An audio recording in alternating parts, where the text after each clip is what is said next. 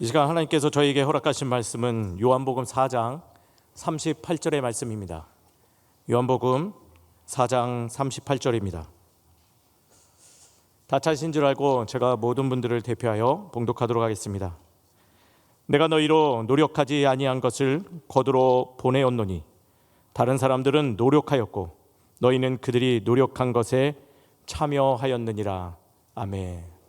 잠시 기도하겠습니다. 말씀을 통하여 말씀하시는 하나님, 오늘 주신 말씀 우리의 연약함을 이겨내는 뜨거운 능력 되게 하여 주시옵소서. 전한 자의 모습 철저히 가려 주시옵시고 오직 말씀을 통하여서 기억되어지는 주의 영상과 마주하는 복된 시간 되게 하여 주시옵소서. 모든 것을 주님께서 인도하실 줄 믿사옵고 예수 그리스도 이름으로 기도드립니다. 아멘. 먼저 인사부터 드리겠습니다. 저는 우모아 선교단에서 소속되어 있고 나이로는 우모아 선교단의 막내 포지션을 맡고 있는 평택에서 목회하고 있는 함께 가는 교회 담임 목회자 이승현 목사입니다. 반갑습니다.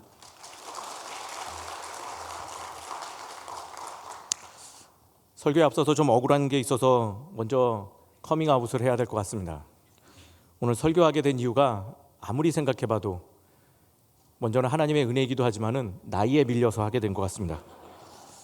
제 나이도 결코 낮지가 않은데 향력 51세 우모아에서 막내라는 게 조금 안타깝습니다. 그리고 더 무서운 것은 오늘 설교의 시간 저에게 주어진 시간이 10분입니다. 10분. 그걸 전에 들었을 때 얼마나 놀랬던지. 예전에 신학교에서 설교 시간에 교수님에게 누가 물어봤어요. 어떤 것이 명설교입니까? 그랬더니 첫 번째가 은혜로운 설교가 명설교다. 그럼 두 번째는 무엇입니까? 했더니 은혜롭지 않으면 웃기기라도 해라. 그럼 둘 다 재능이 없으면 어떻게 됩니까? 했더니 이두전도 안 되면 빨리 끝내라 그러더라고요. 오늘 저에게 주어진 미션인 것 같습니다. 근데 구분하셔야 될 거는 이제부터 10분입니다. 이 앞에는 더하지 않으셨으면 좋겠습니다. 저는 오늘 우모아 2년 동안에 대한 어떤 것을 설교하기보다는 우모아의 2년간 제가 경험했던 기억들을 나누고자 이 자리에 섰습니다. 그 기억을 나누기 위해서 몇 가지 제가 걸어왔던 목회 여정들을 소개해야 될 것 같습니다. 저희 함께 가는 교회는 2017년도 12월에 제가 살고 있는 자택에서 첫 예배로 시작되어진 교회입니다.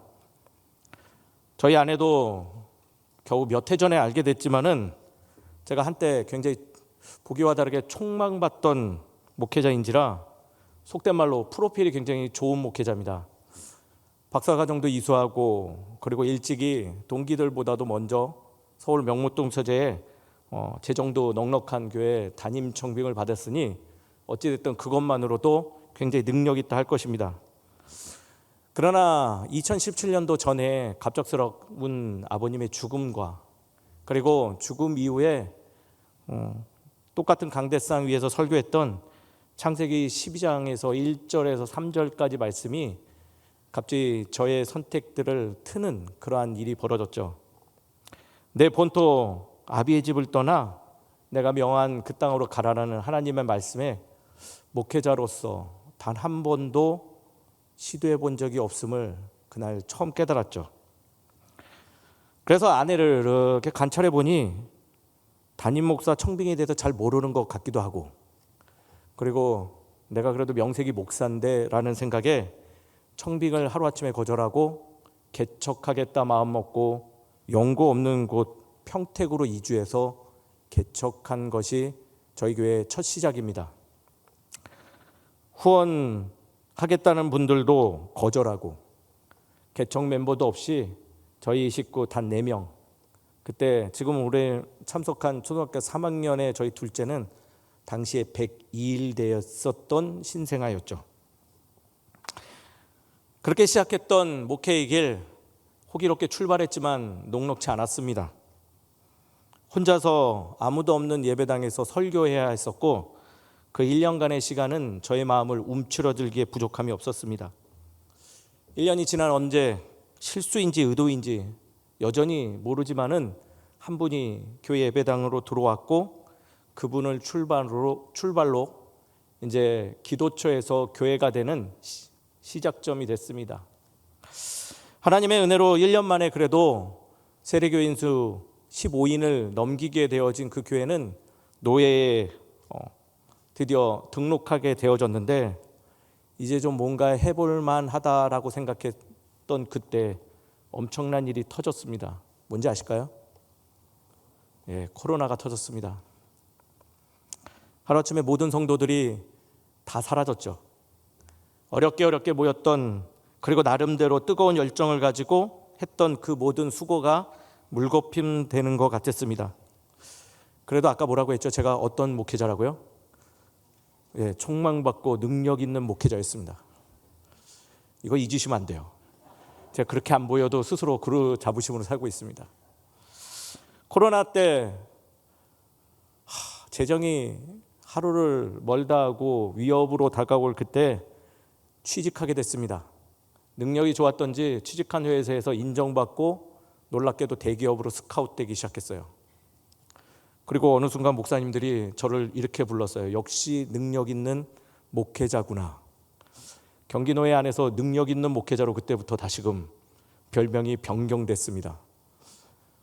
왜냐하면 일반 목회자보다도 훨씬 더 생계비가 충만하게 벌었고, 그것을 기반으로 한 명도 오지 않는 교회인 함께 가는 교회 2년 반 동안의 운영에 부족함 없이 살았기 때문입니다.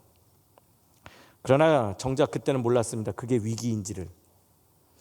코로나가 끝나고 이제 다시금 목사의 마음을 다잡고 하던 일을 내려놓고 목회에 집중하겠다 하였지만은 전혀 모이지 않았습니다.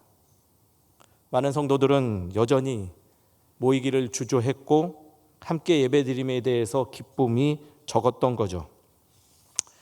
그리고 잠깐 느꼈던 물질의 풍요함은 저도 모르는 사이에 제 안의 목회 사명을 넉마덩어리로 바꿔버렸다는 것을 그때 인지하게 됐습니다. 그래도 저도 모르게 열심히, 그래도 목회자니 열심히 목회하겠다 고군분투했지만은 성적은 여전히 꽝. 경기노의 최종적인 별명이 이렇게 됐습니다. 차 없는 상가교회 목사. 노예 참석하고 시찰에 참석하면 모든 이들이 저한테 인사말이 처음 이거였어요. 뭘까요? 아, 이 목사 잘 왔어. 이게 아니라 어떻게 왔어? 라고.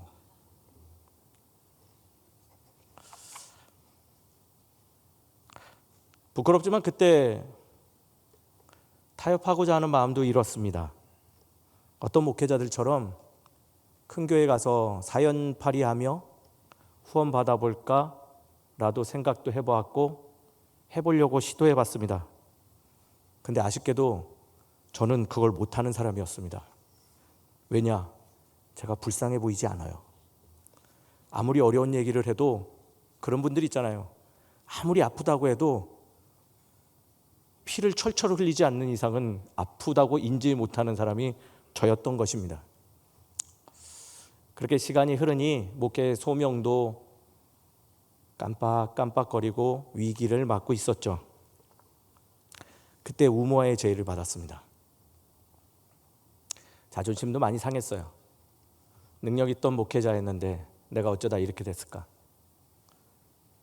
왜 이렇게 나약해지고 굳이 이걸 해야 되는가?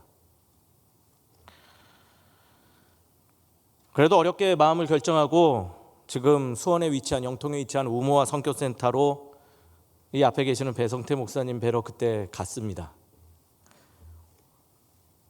903호 호실은 좋더라고요.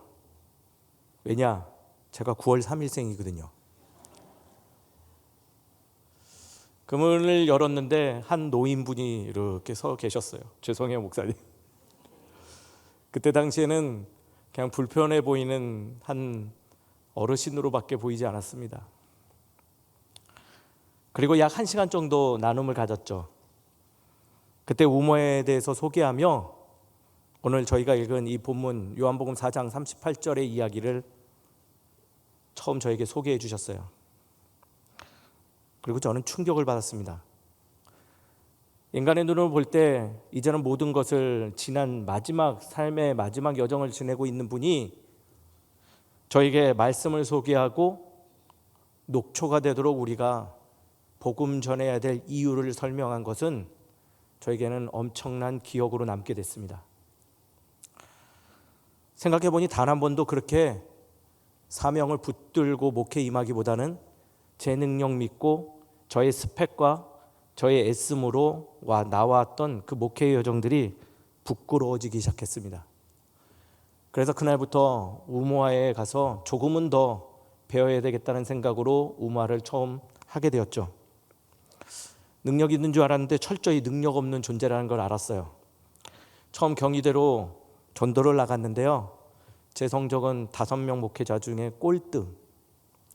제가 무시했던 배성태 목사님보다도 전도지를 더 못 나눴습니다. 제 기억이 맞다면 그날 전도지 한 장 나눴어요. 그것도 대학생들 사진 찍어주는 거 제가 도와주고 부끄럽게 건넨 전도엽서가 하나였죠. 그러나 변화는 그날부터 시작했습니다. 길 위에서 전한 그 작은 엽서, 참으로 자존심 상하게 하고 제 자신이 무능력하다고 보였던 그 엽서의 나눔은요, 제 안에 하나님을 향한 기억을 다시금 회복시키기 시작했어요. 왜 내가 목회자가 됐는지, 내가 왜 이 길로 열심히 나아가게 되었는지.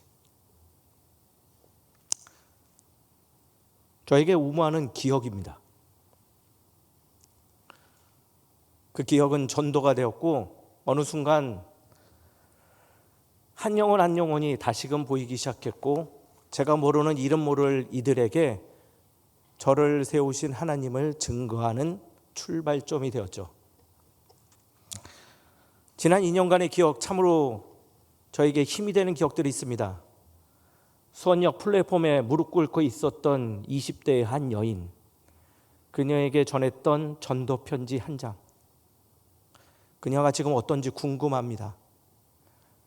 그래도 하나님께서 그 영혼을 저를 통해서 분명히 복음을 전달했을 줄 믿습니다.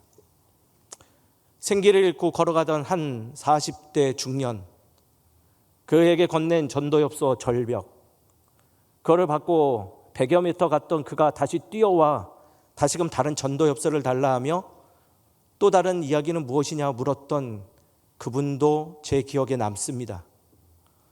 아마 그는 그 절벽을 통해서 무언가 살아야 될 의미를 찾은 것 같습니다. 저희 우모의 5명의 목사님들 각각 기위에서 기억들을 되새기기 시작했습니다. 살아났죠. 그리고 물론 그 전도의 엽서 때문에 함께 가는 교회가 성도가 늘어난 건 아니지만 놀라운 변화를 가졌습니다. 2년이 흐른 지금 저희 교회는 상가교회, 차 없는 교회가 아니라 자립교회 되었습니다. 4월 10일 이 자리에서 저희 경기노회가 열립니다. 그리고 이 자리에서 저는 자립교회로 선포되어집니다. 그 기회는 하나님께서 2년간 길 위에서 제 안에 심어 놓으신 하나님 나라에 대한 기억에 대한 결과물이며, 그 기억은 제가 왜 목회해야 되는지, 왜 목회의 자리에서 녹초가 되도록 주를 증거해야 되는지, 그리고 내 발걸음이 닿는 그곳에서 왜 하나님이 우리의 삶에 개입해 주셨는지를 증거해야 될 소중한 도구가 되었습니다. 사랑하는 성도님 여러분, 처음 만난 그날을 기억하십니까? 주께서 부르신 그날이 기억나십니까? 사랑하는 성도님 여러분, 우리 주를 향한 기억을 회복하고 살아가시죠. 제가 변하니 교회가 변했습니다. 제가 기억하니 교회의 성도들이 주를 기억하며 교회되기 시작했습니다. 얼마 전에 우모에 대한 기사가 신문에 실렸습니다. 배성태 목사님의 인터뷰가 실렸죠. 근데 목사님, 신문사에 연락해야 될 것 같습니다. 하나 수정해야 될 게 있거든요. 거기다 인터뷰에 이렇게 쓰셨어요.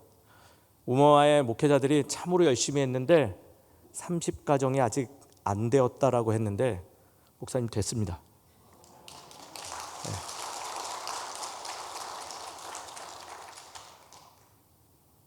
다른 교회들, 저와 함께했던 우마의 목사님들 그리 될 줄 믿습니다.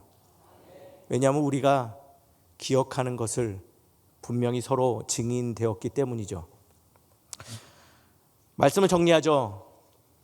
누군가가 저를 수료하고 나면 물어볼 겁니다. 우모의 2년간은 어땠어? 저는 과감없이 말하겠습니다. 주를 향한 기억을 회복하는 기간이었고, 그 시간은 분명히 우리를, 그리고 나를 살렸다고. 사랑하는 성도님 여러분, 주를 향한 기억이 우리의 신앙의 삶에 참으로 귀한 씨앗이 되어지고, 그 기억들을 우리의 삶의 자리에서 많은 이들에게 소개하고, 그 한 영혼 한 영혼을 주께 인도하는 우리 모두가 되기를 주의 이름으로 축원드립니다. 감사합니다. 기도하겠습니다. 아버지 하나님, 우리에게 주를 향한 그 기억의 씨앗을 주심을 감사를 드립니다. 삶의 치열함 때문에 때로는 그 기억을 망각하여 주의 이름을 증거하지 못하고 무언가 부정적인 마음을 가지고 다른 것을 탓하였던 우리들의 모습을 회개하오니, 이제는 다시금 우리 안에 심어주신 주를 향한 그 선한 기억들을 일으켜 세워주시옵시고, 그 힘으로 교회 이루게 하시며 그 힘으로 세상을 변화시키고 우리의 삶의 자리가 곧 주의 나라가 될 수 있도록 인도하여 주시옵소서. 비록 우리의 힘이 작고 연약하지만 당신께서 우리와 함께 하시기에 우리는 세상이 주지 못한 크고 은밀한 비밀들을 간직하고 살아가는 존재 될 줄 믿습니다.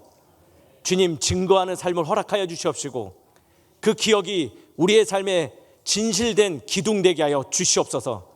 이 모든 것을 주님께서 인도하실 줄 믿사옵고 사랑이 많으신 예수 그리스도 이름으로 기도드립니다. 아멘.